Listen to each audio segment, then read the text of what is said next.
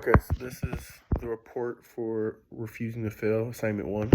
And so in this module, we talk about instinct, the internal model, schedule of reinforcement, refusing to learn, and changing the environment. And so for instinct is something that we are born with, and um, like as humans, we are the only animal that can kind of suppress our instincts sometimes with training. So like let's say fear, we can learn as much as we want and try to put ourselves in situations that we can limit the amount of fear that we have. Not to say that we won't ever won't ever feel fear, but we can limit it.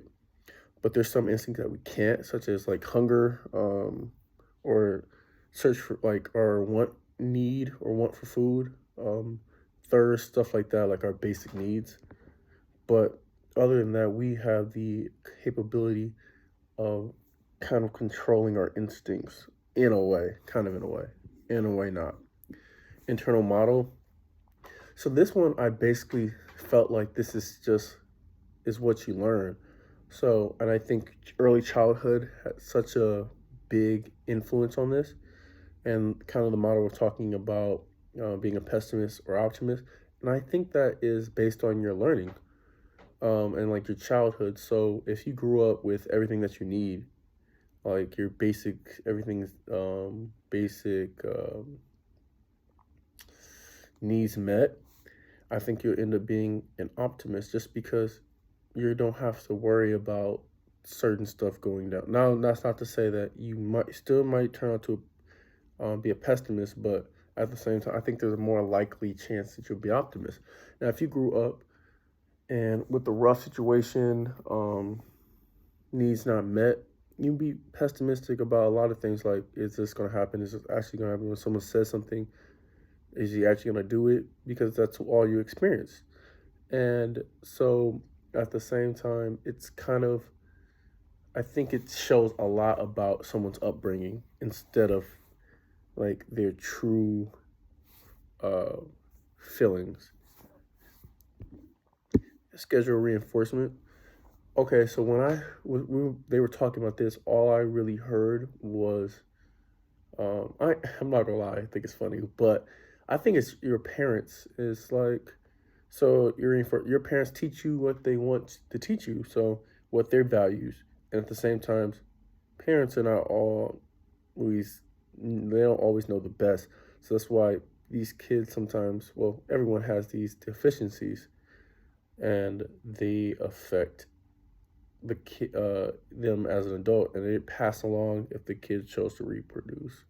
But I think it's just a cycle that we choose. Like, okay, let's say I want my kids to be more, outgoing, because my parents weren't really outgoing. So I want, this is an example.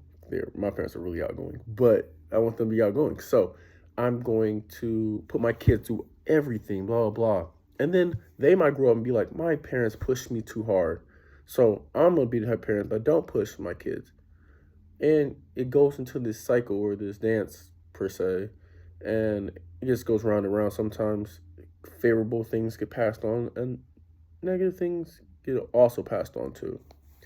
So these reinforcements can be a good thing or a bad thing, but this just depends on how the person looks at it.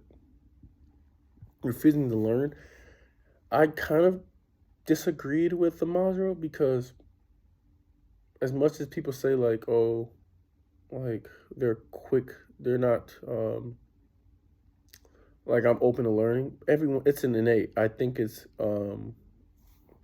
literally think it's an instinct because it's a defense mechanism, refusing to learn because every like the human body and the humans are animals and they are trying to survive. They only know what they know, and they are skeptical of new information. Can I trust you? Is this safe? This and that. So at this, like, it becomes a very hard thing. I think it's very healthy to do that because It is. Sometimes I mean, I think like I said with innate stuff, like you can train yourself to be more accepting, but for people to be for the modules just to be like, okay, like you have to be that like or you should be like, no, that's not how the human body well, that's not how I see it at least. And then changing environment, going with the I think this is all stuff like learned at the same time, going with the environment. Do you feel safe enough to go against the grain? I mean, again, we're animals at nature. Animals tend to herd together for safety. The crowd, people will do things, say things in a crowd that they won't do by themselves. This is just innate. You can see it's perfect example. Sports fans, you can boo and say bad things about a player, but most of these fans will never say this to a player's face, or will say this when they're by themselves. And you can see that when sometimes when players like challenge them or go up to them and like confront them.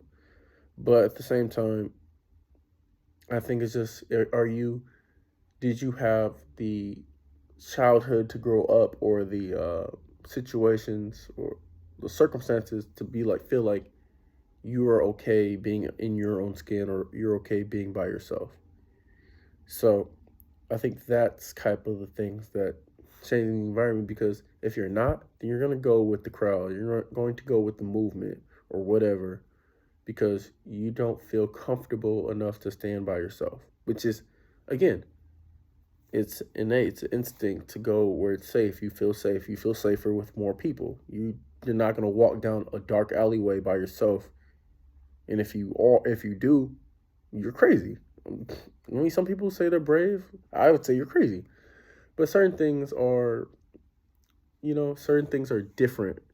And I think at that same time, like, you can't, it's innate. It's something it's an instinct to flock together with people. So that's how my analysis of this module.